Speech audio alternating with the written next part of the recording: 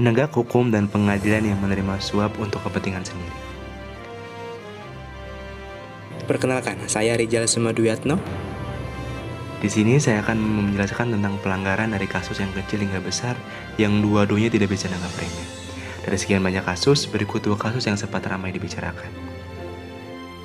Pertama, viral polisi tilang supir truk minta damai pakai sarung bawang putih di Tangerang, Banten. Kasus yang kedua adalah kasus suap Jaksa Pinangki pada kasus Joko Chandra. Aku sebenarnya minta maaf bos, aku kena tilang tapi dimintain bawangnya 1 karung itu bos. Itu bos. Polisi, tolong rekan-rekan bantu kondisikannya ya. Inilah curahan hati seorang sopir truk yang baru saja dimintai 1 karung bawang putih oleh seorang anggota Satlantas di Tangerang, Banten, Senin 1 November lalu. Polisi, tolong rekan-rekan. Yang terjadi adalah bahwa setelah diberita suruh balik, ada 1 pelanggaran yang dibuat oleh petugas tersebut. Ya, dengan menerima, jadi pelanggaran lalu lintas si sopir ini tidak dilakukan penilangan, tapi ditukar dengan 1 karung bawang putih. Berinas, tapi ada pelanggaran yang dilakukan.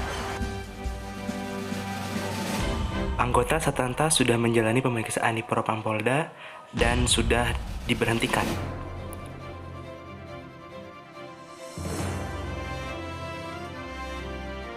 Selanjutnya adalah kasus Jaksa Pinangki pada terkait kasusnya Joko Chandra. Berikut pelanggaran yang dilakukan oleh Jaksa Pinangki. Pertama, Jaksa Pinangki menerima suap sebesar $500.000 Amerika dari terpidana kasus Cisi Bank Bali Joko Chandra. Kemudian, Jaksa Pinangki terbukti melakukan pencucian uang senilai 5,253 miliar.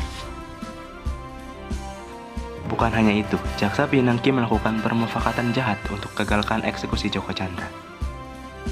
Akan tetapi, dari sekian banyak pelanggaran yang dilakukan oleh Jaksa Pinangki, masyarakat merasa marah juga terheran atas keputusan vonis Jaksa Pinangki yang dipangkas dari 10 tahun menjadi hanya 4 tahun.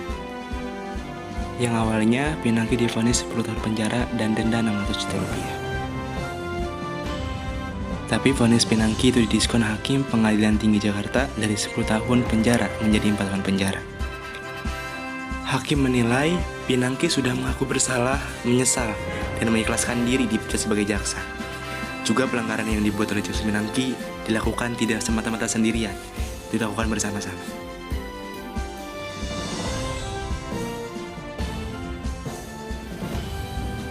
Bukan hanya itu, berikut contoh kasus pelanggaran penegak hukum dan pengadilan yang semakin marak terjadi.